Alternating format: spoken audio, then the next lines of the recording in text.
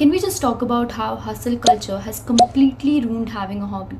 Because if you are someone who loves writing poetry, designing graphics, or editing video content, the very first thing people say to you when you show them your art is, oh, you should monetize that, you should sell that, you should start a business. And suddenly, this quiet therapeutic thing that you used to do to escape the world turns into a source of immense pressure.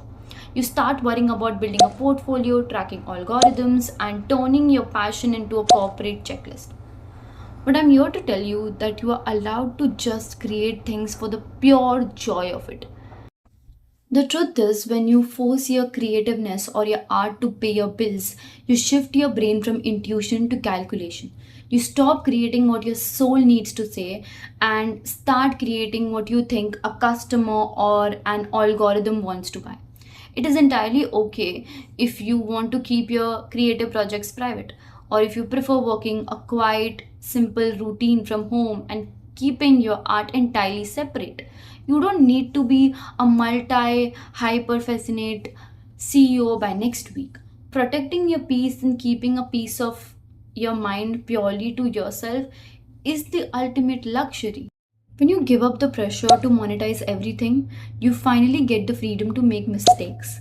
You get to write the bad poems, design things that will never see the light of day, and just explore who you are when there is no financial matrix tied to your worth. So, so, take a deep breath. Put down the business plan for a second and just create something beautiful today.